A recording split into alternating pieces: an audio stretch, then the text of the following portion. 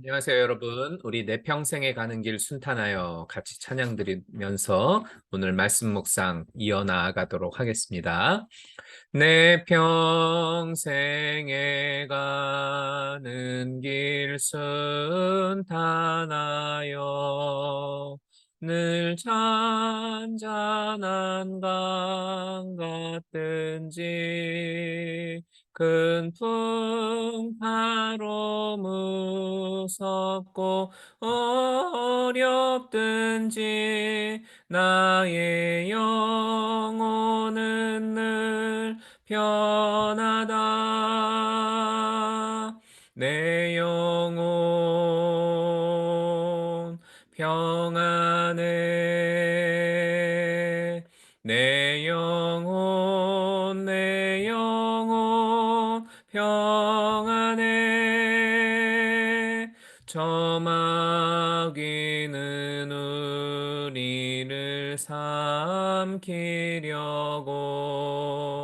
입 벌리고 달려와도 주 예수는 우리의 대장되니 끝내 싸워서 이기리라. 내 영혼 평안해. 내 영혼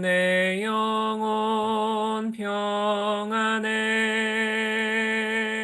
저 공중에 구름이 일어나며 큰 나팔이 울릴 때에 주 오셔서 세상을 심판해도 나의 영혼은 겁 없으리. 내 영혼 평안해. 내 영혼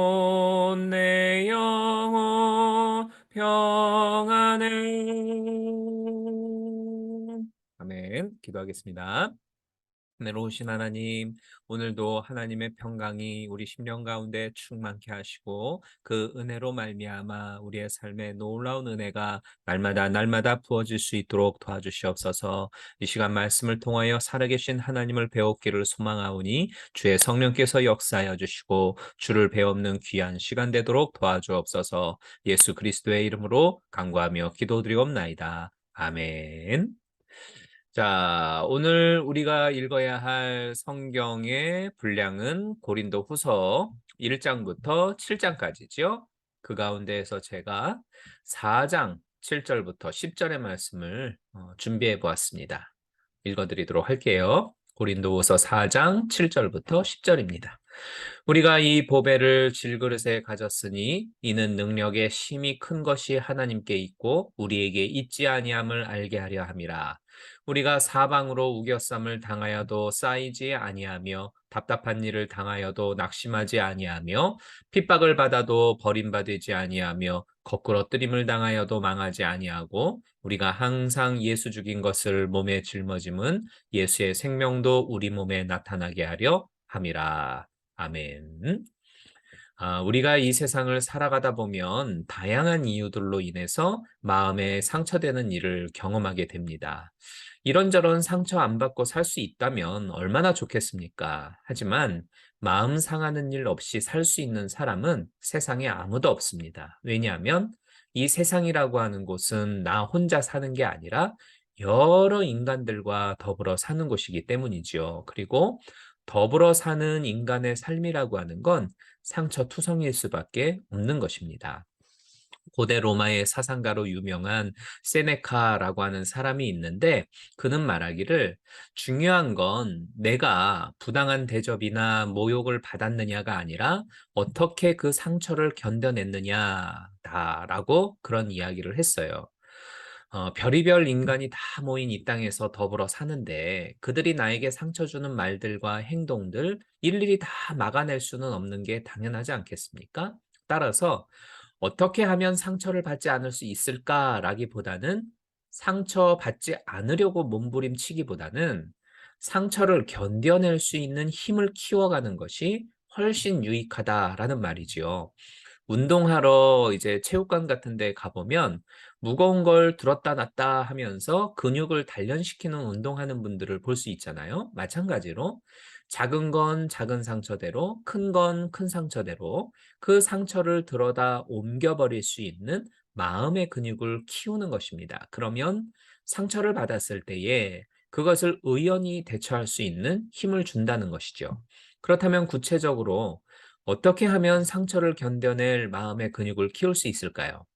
일반적으로 상처받았다라고 하는 말은 누가 나한테 상처 주는 행동을 했다라는 게 문제가 아니라 그 행동 때문에 내 가치가 떨어진 것 같아서 괴로웠다. 이런 걸 의미하지 않습니까? 그래서 사람들은 자존감을 가지면 괜찮다라고 이야기를 해요. 이 자존감이라고 하는 건 나 자신을 사랑하고 내가 무척 가치 있는 사람이라고 하는 걸 믿고 그렇게 생각하며 사는 것이라고 이야기할 수 있겠죠. 그러니까 이런 의미로 볼 때 우리가 스스로의 어떤 존재감을 가지고 살아간다면 상처를 견디고 이겨낼 수 있는 힘을 얻을 수는 있겠다 이런 생각을 해봐요. 오늘 성경에 볼까요? 7절 말씀을 현대어 성경으로 보면 이렇게 말씀을 합니다. 그러나 이 귀한 보물, 지금 우리들 속에 빛나고 있는 이 빛과 힘은 깨지기 쉬운 그릇, 곧 우리의 연약한 육체 속에 들어 있습니다. 우리 속에 있는 이 영광스러운 힘은 우리 자신에게서 나온 것이 아니라 하나님에게서 나온 것이라는 사실은 누가 보아도 알 수 있습니다. 그러니까 이 말씀에서 보면 깨지기 쉬운 그릇, 곧 우리의 연약한 육체라고 하는 표현이 나오죠. 그러니까 우리가 스스로를 가치 있고 존귀한 존재로 생각하면서 그런 자존감을 가지고 날마다 산다 해도 그 자존감이라고 하는 건 밑 빠진 독에 물 붓는 것과 같이 한계가 있어요. 왜냐하면 나 자신을 사랑하고 내가 무척 가치 있는 사람임을 믿고 긍정하는 이 자존감이라고 하는 건 물론 가지고 있으면 좋긴 하지만 그것은 나 자신이 내 안에서부터 내 힘으로 일으키려고 하는 빛과 힘에 불과합니다. 왜냐하면 근본적으로 인간은 의외의 작은 충격에도 쉽게 깨어질 수 있고 그것 때문에 깊은 상처가 새겨질 수 있는 연약한 존재잖아요.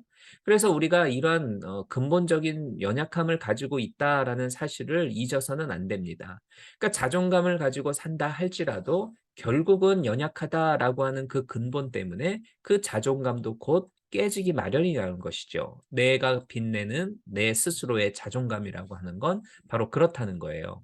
그런데 성경은 지금 우리들 속에는 빛나고 있는 힘과 빛을 주는 귀한 보물이 있다라고 말씀하죠. 바로 그래요. 성경은 저와 여러분들을 향해 너희 안에는 하나님께서 주신 가장 귀한 보물, 예수 그리스도가 계시다라고 말씀을 합니다. 그러니까 이 말씀에 비추어서 저는 상처를 이겨내는 비결이라고 하는 건 나 스스로가 나 자신의 근거한 자존감을 가지고 사는 게 아니라 나는 세상에서 가장 값진 보물, 바로 예수 그리스도를 가진 사람이다라고 하는 걸 날마다 생각하며 사는 것에 있다라고 믿어요. 금두꺼비 효과라는 말이 있습니다. 밖에서 온갖 욕을 먹어도 집에 있는 금두꺼비 생각하면 속으로 웃을 수 있다라는 심리학적인 용어예요. 그런데 내 마음의 집에는 하나님께서 선물로 주신 세상의 모든 금두꺼비를 합쳐도 계산이 안 되는 훨씬 귀한 보물이 있죠. 바로 하나님의 아들 예수 그리스도입니다. 과연 여러분은 살면서 내 안에 예수님이 계신다라는 이 생각을 얼마나 하고 사십니까? 마치 운동하는 사람이 날마다 운동장에 가서 체육관에 가서 들었다 놨다 운동하면서 근력을 키우듯이 내 마음의 집에는 보물 되신 예수님이 계시기 때문에 예수님의 빛과 예수님의 영광스러운 힘이 내 마음속에도 있다. 이 사실을 늘 생각하면서 묵상하면서 살아가세요. 그러면은 내 마음의 근육도 점점 자라날 수가 있습니다. 나의 빛이 되시고 힘이 되신 예수 그리스도, 그분이 내 마음의 집에 든든히 자리 잡고 계세요. 이 사실을 날마다 날마다 묵상하고 또 묵상하시기를 바랍니다. 그래서 상처 주는 세상과 사람들 속에서도 하하하하 하고 웃어 넘길 수 있는 그러한 여유와 자유로울 수 있는 그러한 마음의 튼튼한 근육을 가지시기를 주님의 이름으로 축복합니다. 기도하겠습니다. 은혜로우신 하나님, 오늘 이 말씀으로 함께 은혜를 나누었습니다. 우리 안에는 바로 귀한 보물 되신 예수 그리스도가 계심을 믿습니다. 우리는 주님을 모시고 살아가는 하나님의 귀한 존재임을 늘 생각하고 그 마음을 품고 세상을 살아가는 우리 모두가 되도록 도와주옵소서. 예수 그리스도의 이름으로 기도드리옵나이다. 아멘. 자, 오늘도 좋은 하루 되십시오. 내일 아침에 또 찾아뵙도록 할게요. 샬롬.